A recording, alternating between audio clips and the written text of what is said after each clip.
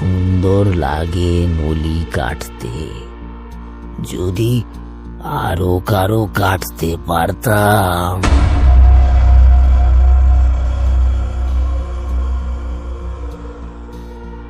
নমস্কার সকলকে। ভয় যখন গল্পে থেকে আমি দেবজ্যোতি বলছি। আজকের আপনারা শুনবেন একটা রুদ্ধশ্বাস ভয়ের গল্প, সুস্মিতা গোস্বামীর কলমে, নলি কাটা। আজকের গল্পের গল্পপাঠ, পোস্টার ডিজাইন, স্পেশাল এফেক্ট ও আবহে আমি দেবজ্যোতি। বিভিন্ন চরিত্রে অভিনয় করছে নন্দিতা, দেবস্মৃতি, অনিন্দিতা, প্রিয়াঙ্কা ও আমি দেবজ্যোতি। আমাদের চ্যানেলের আরও দারুণ দারুণ ভয়ের গল্প শুনতে এখনই সাবস্ক্রাইব করুন আমাদের ইউটিউব চ্যানেলে। শুনতে থাকুন আজকের গল্প।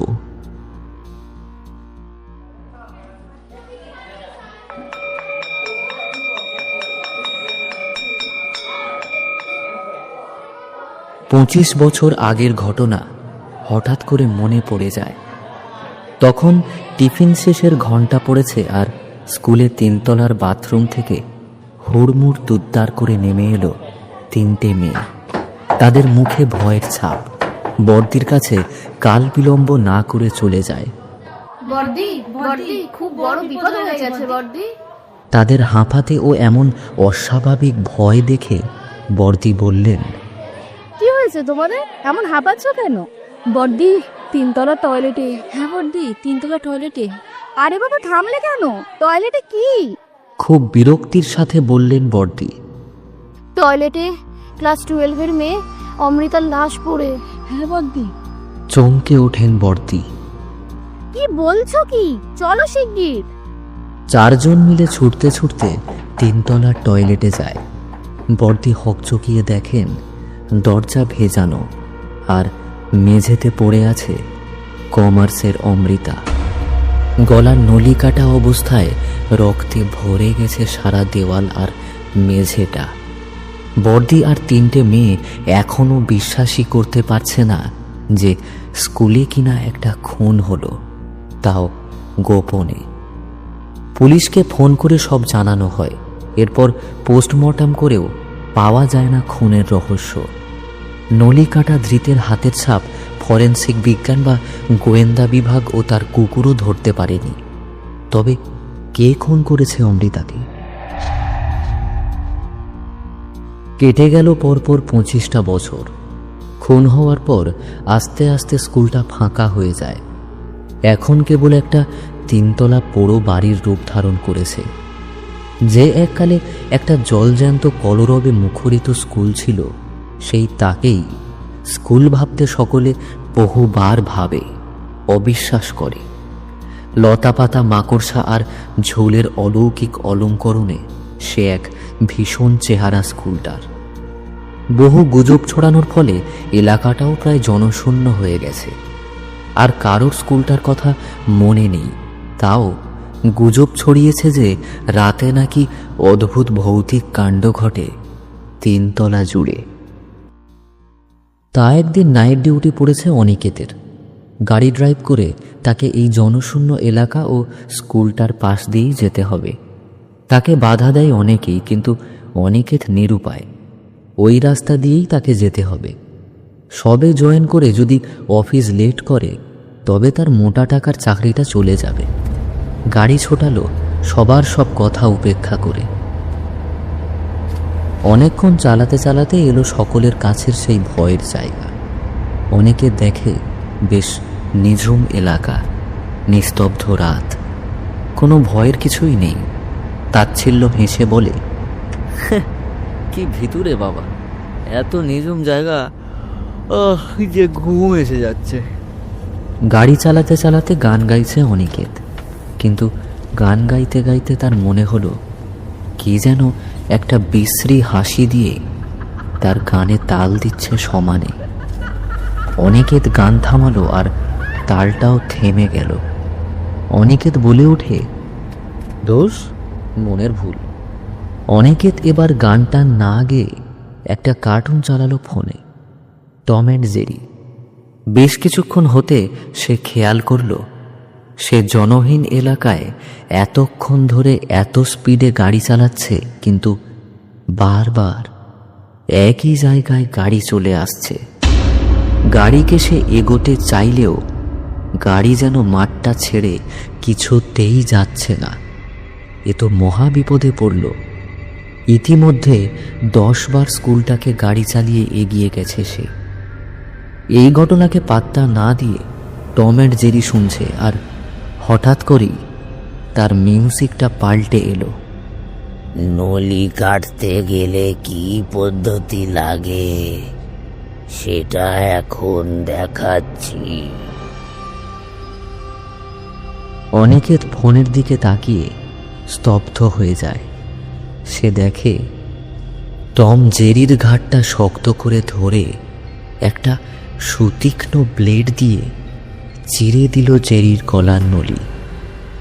টমের চোখ কার্টুন সুলভ নয়, লাল রক্তের ডিমের মাঝে সাদা মণি, আর মুখে পৈশাচিক আনন্দের হাসি।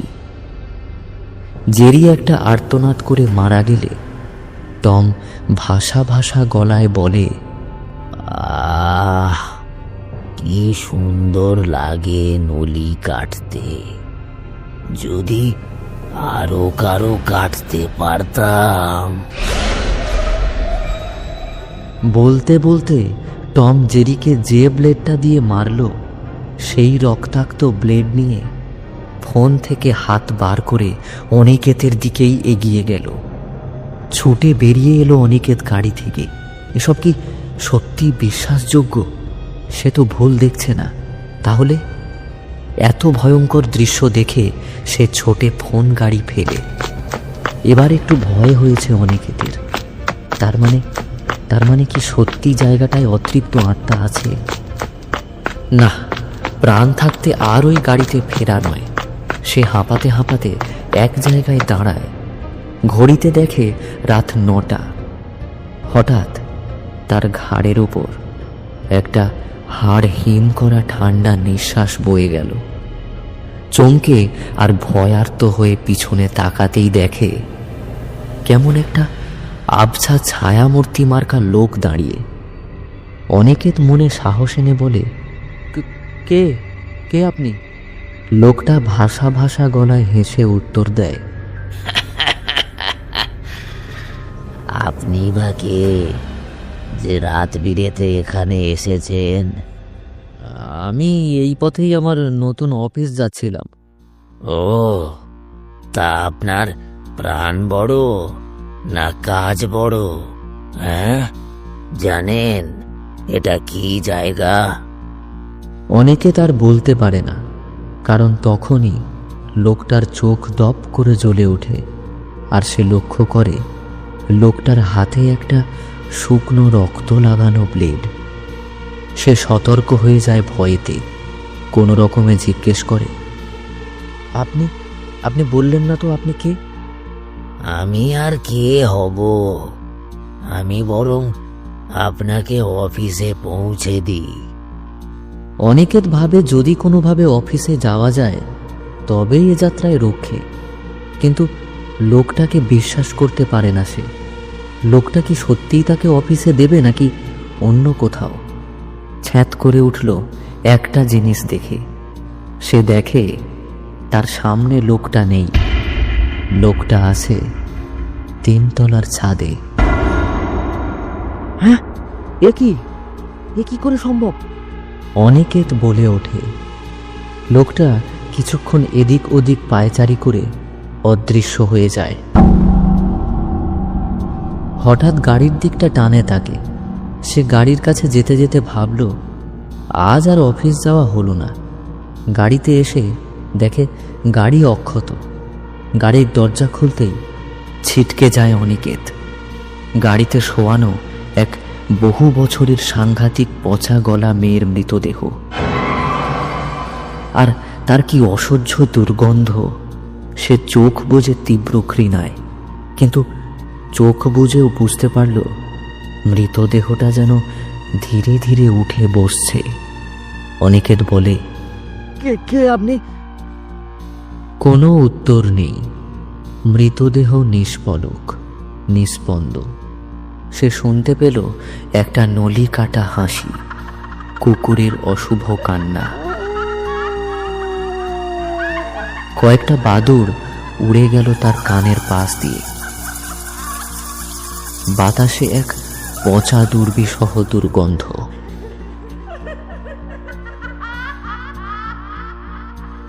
মৃতদেহ এতক্ষণে উঠে বসেছে ধীরে ধীরে।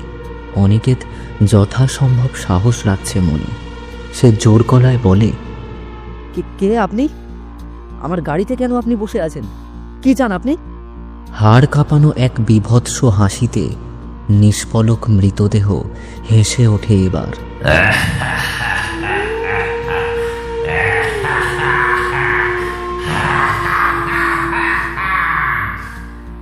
আর অনিকেতের হাতে উড়ে আসে একটা কাগজ। তাতে রক্ত দিয়ে লম্বা করে লেখা একটা নামের তালিকা। শেষের নামটা ছিল তারই। চমকে উঠে এসে বলে, হ্যাঁ, এটা কি? কেন? যারা মারা গেছে এবং মারা যাবে তাদের নামের তালিকা। অনিকেত বারবার এর অর্থ জানতে চায়, কিন্তু কোনো উত্তর পায় না সে। বরং সে দেখে বাদুড়গুলো ঘুরপাক খাচ্ছে। কি একটা যেন পায়ে কামড়ে ধরেছে। পা তুলে দেখতেই দেখে একটা মাত্র দাঁত বিশিষ্ট প্রাণী রক্ত শুষে নিচ্ছে হু হু করে। বহু চেষ্টা করেও পারে না ছাড়াতে। এদিকে লিস্টে লেখা রয়েছে প্রতাপ, মেঘনা, দীপা, সুরমা, পীযূষ, শিবা, কুহেলি, দেব, অমল, জিনিয়া, রহমান, দেবদূত, অমৃতা, অনিকেত। এই শেষের নামটার নিচে রক্ত। অনিকেত লিস্টটা কুটি কুটি করে ছিঁড়তে যাবে, তখন তার মনে হলো পায়ে কামড়ানো দাঁতটার স্থান, বলা ভালো অবশ করার স্থান উরু। মৃতদেহ আবার বিশ্রী পৈশাচিক হাসি হেসে ওঠে। অনিকেতের ফোনটা বেজে ওঠে। ফোন তো গাড়িতে, আর সে গাড়ির বাইরে, কিন্তু তাও ফোন যেন কে ওকে করে দিল। অনিকেত আর পারছে না এত ভৌতিক ঝড় সামলাতে। সে শুনল ফোনে বলছে, নলি কাটবো আপনার, আপনি কাটবেন আরেকজনের। চলতে থাকবে নলি কাটার অদ্ভুত হত্যা লীলার রহস্য আর পাশবিকতা। কেউ করতে পারবে না এর সমাধান।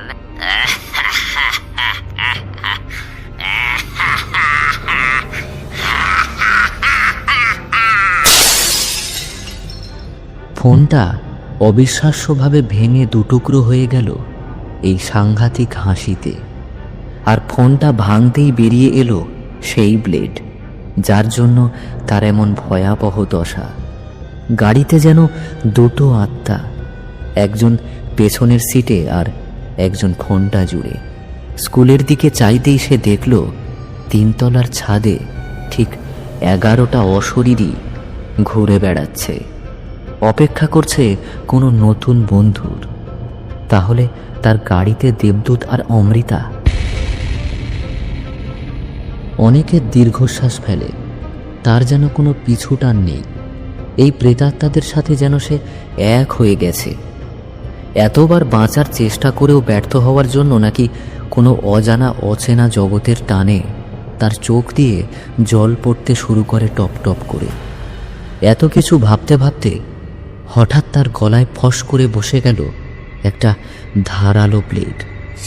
পৌঁছ দিল অনিকেতের নাম যত নম্বরে ছিল, অর্থাৎ 14 বার।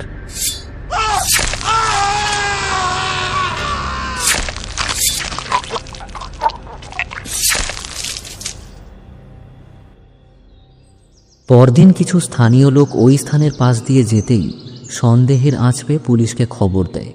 পুলিশ এবারেও খুঁজে পায় 25 বছর আগের অমীমাংসিত খুন হওয়া মৃতদেহের মতোই এমনই এক মৃতদেহ, একটি বছর 24-এর যুবকের। আর এবারেও অদ্ভুত খুন, এবং এখানেও খুনি ধরতে ব্যর্থ হলো সকলে। এই খুনের ফলে দমকা বাতাসের মতো সকলের মনে পড়ে গেল গত 25 বছর আগে ঘটা সেই অমীমাংসিত ও রহস্যময় খুনের কথা। কে করে চলেছে খুন, কিভাবেই বা করছে, আর কেনই বা করছে? তদন্ত পুরোপুরি বন্ধ হলো না, এর বিহিত চাই। যেই হোক না কেন তাকে কঠিন শাস্তি পেতেই হবে। পুরো খবরটা হোস্টেলের লনে বসে শুনছিল ঋতুজা। ঋতুজা ভাবে ডিটেকটিভ টিম, পুলিশ সুপার বা অ্যাস্ট্রোলজার কেউই কিছু করতে পারছে না। যাই হোক, যে কজন চিরুনি তল্লাশি করেছেন তারা কিছুতেই ধরতে পারছেন না কেন? তাহলে কি এমন আছে সেখানে? অত বড় পরিত্যক্ত স্কুলটাতে কি কিছু আছে? অমৃতাকে টয়লেটে কে খুন করলো, নাকি খুন করে টয়লেটে মৃতদেহটা ফেলে দিয়েছে? ঋতুজা পায়চারি করতে করতে ভাবল এই সব প্রশ্নের উত্তর। রাতের খাবার এলো, খেয়ে শুয়েও পড়ল। তখন মাঝরাত। ঋতুজা কতক্ষণ ঘুমিয়েছে জানে না, তবে কেউ যেন তার ঘরে পায়চারি করছে এবং সেই শব্দে তার ঘুম ভেঙে গেছে। ধর্মর করে উঠে বসে লাইট অন করতেই শব্দ গেল বদলে, ব্লেড ঘষার শব্দ। ঋতুজা আবারও অবাক হয়ে চেয়ে দেখে হোস্টেলে যে নতুন চাকুরে যুবক অনিকেত এসেছে, সে একটা বেশ ধারালো ব্লেড নিয়ে তার ধার পরখ করছে কেবল। ঋতুজাকে কোনো অজানা এক ভয় যেন ঘিরে ধরল, আর এই ভয়ের বশেই সে এক অলৌকিক ও অসম্ভব উপলব্ধির সামিল হয়। একজন যুক্তিবাদী শিক্ষিতা মেয়ে হয়েও সে এটাকে মিরাকেল মনে করে না, ভাবে ব্যাখ্যাতীত বাস্তব। তার মন ভাবে খুনের নথিপত্র অনুযায়ী সর্বশেষ ও সম্প্রতি খুন যে হয়েছে সে অনিকেত, আর এই মুহূর্তে যে তার সামনে দাঁড়িয়ে ব্লেডের ধার দেখছে সেও অনিকেত। একই নাম হওয়াটা যে স্বাভাবিক একটা ব্যাপার তা ঋতুজা সেই মুহূর্তটাতে ভুলে গিয়েছিল। কিন্তু দুটো ঘটনার চরিত্রের নাম এক হলেও ঋতুজা জানে না দুটো ঘটনার ক্ষেত্রে হত্যাদ্রব্যটাও ব্লেড। জানবেই বা কি করে? রহস্য তো উদ্ধার হয়নি যে ব্লেডের পুঁচে সব খুন হয়েছে। পুলিশ বা গোয়েন্দা বিভাগ এটুকুই জানে যে নলিটা সকল মৃতদেহের একই রকমভাবে কাটা ছিল। কোনো অস্ত্র বা অস্ত্র হলেও সেটা কি তা ঋতুজা কেন কেউই ধরতে পারছে না। ব্লেডের কথা সুতরাং সকলের কাছেই অজ্ঞাত। ঋতুজা বলে, এত রাতে ব্লেড নিয়ে কি দেখছেন? অনিকেত হাসে, অদ্ভুতের পর অদ্ভুত। গতকাল এসেছে এই ছেলেটা, আর এই দুদিনেই কেমন আশ্চর্য পরিচয় দিচ্ছে নিজের। অনিকেতের হাসিটা বেরিয়ে এলো হাওয়ার মতো, কলারের বোতামে গলাটা ঢাকা। তাও ঋতুজা খেয়াল করল ছেলেটার গলায় কেমন অনেকবার করে ঘষার কিছু দাগ। সে প্রশ্ন করল, ওটা কিসের দাগ অনিকেত বাবু? ও কিছু না। এবারও উত্তরটা কেমন ভাষা ভাষা। ঋতুজা আর সন্দেহ করে না ওকে, শুধু বলে, আপনি ঘুমোননি কেন?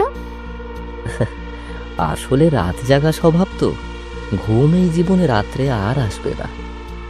আচ্ছা ঋতুজা, যদি আপনার ওই নলিটার ওপর 15টা পোঁচ পড়ে তাহলে কি হবে বলুন তো?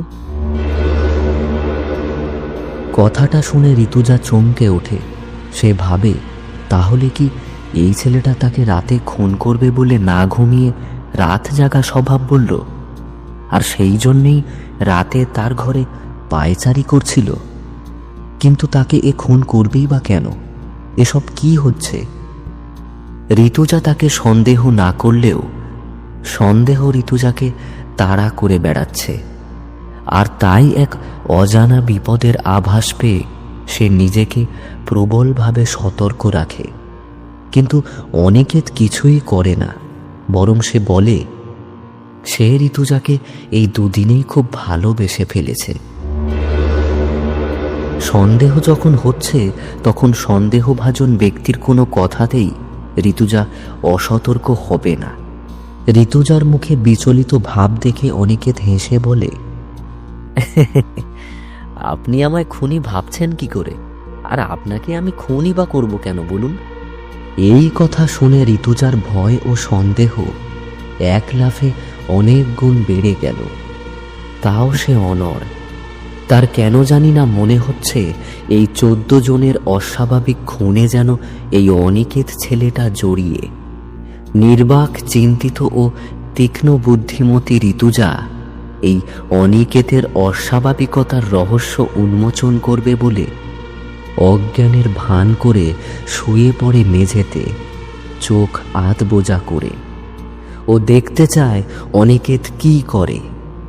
এবারেই ঘটল সবচেয়ে ভৌতিক ঘটনাটা। ঋতুজা দেখছে অনিকেতকে আধ বোজা চোখে। হঠাৎ দেখে অনিকেতের দুটো চোখেই কোনো মনি নেই, আর গায়ের চামড়া সরে যাচ্ছে আস্তে আস্তে। এবার গায়ের মাংস সরে যেতেই ঋতুজা দম আটকে ফেলে দেখল অনিকেতের নলির কাছটা। প্রায় কয়েকবার পোঁচ পড়ে আছে নলির ওপর, পরপর অথবা একই জায়গায়। অনিকেত কি মানুষ নয়, প্রেতাত্মা? আর নয়। ঋতুজা লাফ মেরে উঠল এগিয়ে আসা অনিকেতের ওপর। ভূত আর মানুষের লড়াই। অনিকেতের হাতে ব্লেড, যেটা দিয়ে সে ঋতুজার নলি কাটবে। সে অতৃপ্ত আত্মাদের মধ্যে সবচেয়ে নবীন এবং প্রবীণ হবার জন্য ঋতুজার গলায় ব্লেডটা বসাতে গিয়েও বসাতে পারল না। প্রবল বিক্রমে ঋতুজা ভূতের ব্লেডটাকে ছুঁড়ে ফেলে দিয়েছে জানালার বাইরে। আর জানালার বাইরে পড়তেই সারা হোস্টেল জুড়ে যেন এক ঝড় উঠল, ভূমিকম্প হলো। শোনা গেল অনেক প্রেতাত্মাদের হাসি, ব্লেডের ধাতব শব্দ, আর সেই ভয়ঙ্কর স্লোগান, নলি কাটতে গেলে কি পদ্ধতি লাগে সেটা এখন দেখাচ্ছি। সেই ভয়াবহ মুহূর্তে আরও এক ভয়াবহ দৃশ্য। ঋতুজা দেখল তার ঘরের চালটা যেন একটা গলা, আর তাতে প্রেতাত্মা অনিকেত নখ দিয়ে চিরে দিল। আর সঙ্গে সঙ্গে ফিনকি দিয়ে রক্ত ছুটল চাল থেকে ঋতুজার ওপর।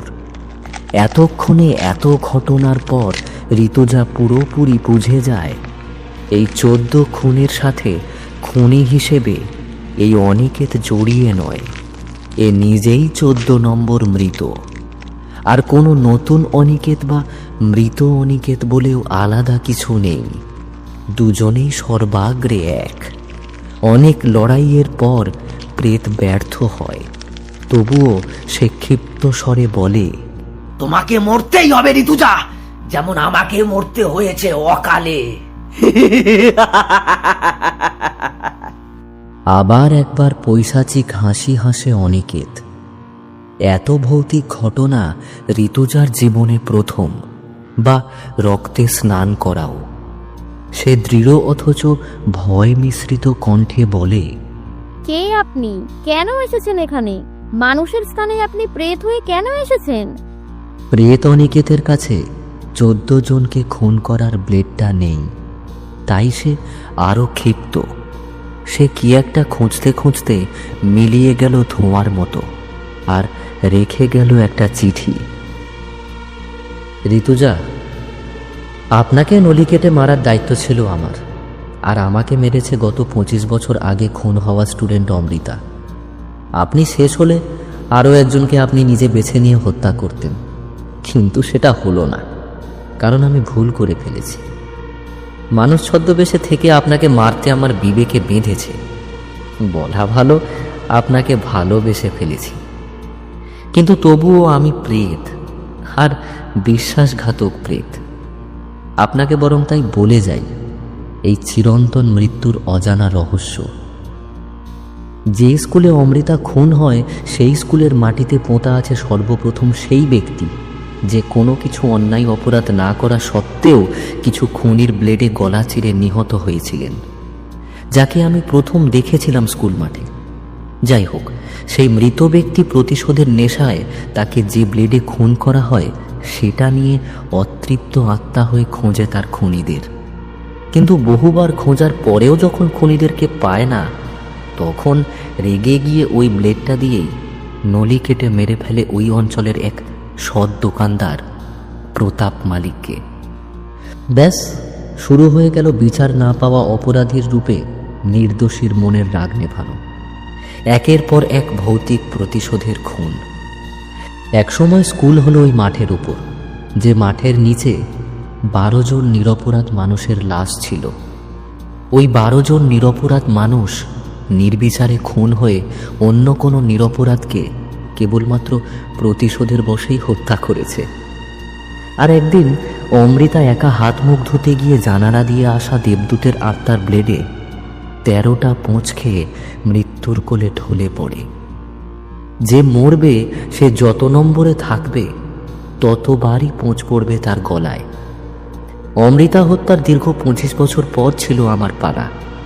আমিও মরলাম 14 বার ব্লেডের পোঁচে, খুবই নৃশংসভাবে। হয়তো আমিও ভালো ছিলাম জানেন, তাই ভালো আত্মার হাতেই আমি শেষ হলাম। লিস্টটাতে আমার নামের নিচে যে রক্ত ছিল সেটা ততদিনই ছিল যতদিন আমি আপনাকে খুঁজে পাইনি। কিন্তু আপনাকে আর শেষ করা হলো না, আপনি ব্লেডের অস্তিত্বই ধ্বংস করে দিলেন। আর আমিও আমার সঙ্গীতের সাথে বিশ্বাসঘাতকতা করে আপনাকে জানিয়ে গেলাম সব কিছু। চোখে জল এলো ঋতুজার, হৃৎপিণ্ড ঠকঠক করে কাঁপছে। মাথা ঘুরে পড়ে গেল চিঠিটা হাতে নিয়ে। পরদিন সকালে হোস্টেল ম্যানেজার ঋতুজার ঘরের দরজা অনেকবার নক করা ডাকাডাকি করা সত্ত্বেও যখন কোনো সাড়া পেলেন না, তখন দরজা ভেঙে সে এক ভয়ানক দৃশ্য দেখেন। সারা ঘর রক্তে ভরে গেছে। অনিকেতের মৃতদেহ তখন তাড়াহুড়োর চোটে কেউ খেয়াল করে না, কারণ ঋতুজা তখনও জীবিত। তাকে দ্রুত হসপিটালে নিয়ে যাওয়া হলো। না, অনিকেতের মৃত্যু নিয়ে 100% প্রমাণিত। সে গলায় জ্যাকেটের ফিতে শক্ত করে কলার সমেত বেঁধেছিল এবং খুলতে ব্যর্থ হয়ে শ্বাস আটকে মৃত্যুবরণ করেছে। কিন্তু সব স্বাভাবিক হবার পর ঋতুজার কথা কেউ বিশ্বাস করল না, এমনকি চিঠিটাও পড়ল না কেউ। বহুবার চেষ্টা করেও সে এই গোটা ঘটনার সত্যতা প্রমাণ করতে পারেনি। কেন মানুষ এত অবিশ্বাস করছে তাকে? মাথা খারাপ হয়ে যাচ্ছে তার। সে চিঠিটাকে যত্ন করে রেখে দিল নিজের কাছে। কেউ না বিশ্বাস করলেও সে বিশ্বাস করে। সে জানে এটাই সত্যি। একাকিত্ব গ্রাস করেছে তাকে। আয়নার সামনে দাঁড়িয়ে নিজেকে দেখে চমকে ওঠে ঋতুজা। এ কি, তার গলায় এটা কিসের দাগ? ঋতুজা নিজের নাম বলে, কিন্তু হাওয়ার মতো ভেসে যায় নামটা। ঠিক যেমন নলি কাটা আত্মার হয়। তাহলে কি অনিকেত তাকে খুন করেছে? কিভাবে, কখন করল সে তো জানে না। আর সে বেঁচে আছেই বা কি করে? আর তাই কি সে ভূতের চিঠি বিশ্বাস করছে? আর সে ভূত বলে মানুষ তাকে অবিশ্বাস করছে? হায়, সারা জীবনের প্রশ্ন থেকে গেল যে ঋতুজা জীবিত নাকি মৃত।